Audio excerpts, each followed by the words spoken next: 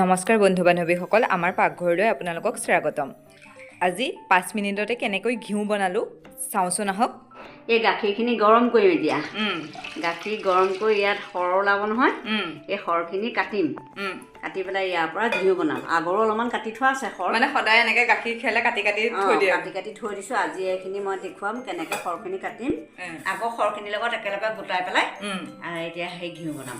আগৰ এয়া গোটাই থৈছোঁ। আগৰ এনেকৈ কাটি কাটি বটলত ভৰাই থৈ দিছে। ফ্ৰিজত থ'ব লাগিব খালি ন? ফ্ৰিজত থ'ব লাগিব। এয়া ইমানখিনি গোট খালে আৰু এইটো ঘিউ বটলতে থৈ দিয়া আছে। অকণমান সৰটো বেছিকৈ কাটো বুলি ভাবিলে উতলটো বেছিকৈ দিব লাগে আৰু। এয়া চেঁচা হ'ল। এতিয়া সৰখিনি কাটিম। এতিয়া গাখীৰ আমাৰ কম, 1 লিটাৰমান হ'ব। এনে যদি গাখীৰ যদি সৰহ হয় তেতিয়া ইয়াৰ সৰৰ পৰিমাণটো বেছি হয়। এতিয়া ইয়াত বেছি নোলায়। আমি মানে সদায় এমাহমান থোৱা হৈছেনে? নাই 10 দিনমান থৈছোঁ। আমাৰ এনেই 1 লিটাৰ 1.5 লিটাৰ গাখীৰ সৰহ নহয়, সেইকাৰণে আমাৰ 10 দিনমানহে থৈছোঁ। কমকৈ হ'লে মানে কি হয়, বহুত দিন গোটাব লাগিব। এতিয়া এই একেলগে ইয়াত থৈছোঁ। ইয়াত মানে কমকৈ গোটাই পেলাই সেইটোত টেমাটো তেনেকৈ ৰাখি গৈছে আৰু। এতিয়া আমাৰ 10 দিনমান নে এসপ্তাহমানহে হৈছে বাৰু। সৰহ গাখীৰ হ'লে সৰহকৈ হ'ব সৰ, আৰু গাখীৰ কমকৈ গৰমালে কম হ'ব। এতিয়া এইখিনি যেতিয়া আমি থৈ দিম নহয় আজি, ঠাণ্ডা হ'লে মানে কাইলৈহে ব্যৱহাৰ কৰিম। তেতিয়া সেই কাইলৈও বহুতখিনি সৰ ওলাই যাব। এতিয়া গৰমে অলপ চেঁচা হওঁতে এয়া কম ওলাইছে। এতিয়া আমি ঘিউ ইয়াত দিম সৰখিনি। ডাইৰেক্ট কেৰাহীত দি দিলে হৈ গ'ল ন? কেৰাহীত দিম এতিয়া। এই কেৰাহীখন পাতি লৈছে। ইয়াত চব গোটা হৈ আছে পূৰা।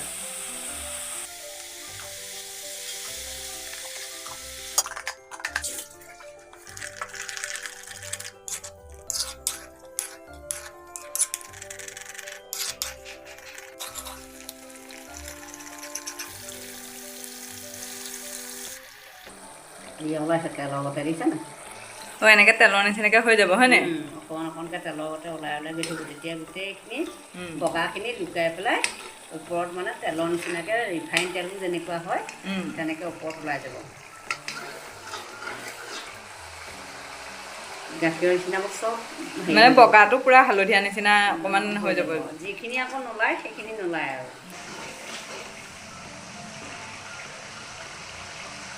একদম চব কি ধুনীয়া হৈ গৈছে।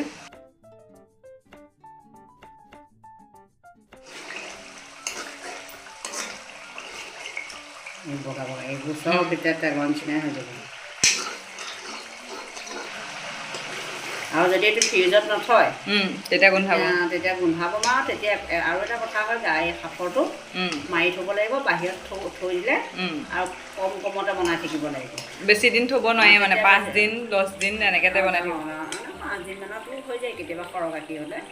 তেতিয়া বোলে ঘনাই বনাব পাৰিব।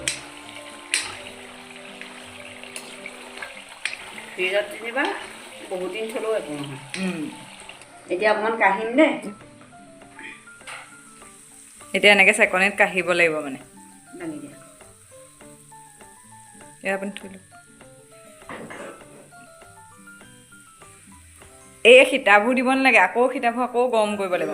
আকৌ হেৰি গৰম কৰিম, গৰম কৰিলে আকৌ ওলাব।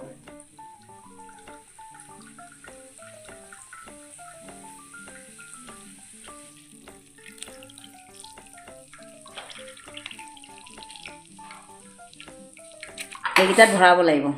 এয়া হৈ গ'ল দেখিছেনে? এতিয়া চেঁচা হ'লত এয়া ভৰাইছোঁ দেই। চেঁচা হ'লে ভৰাব।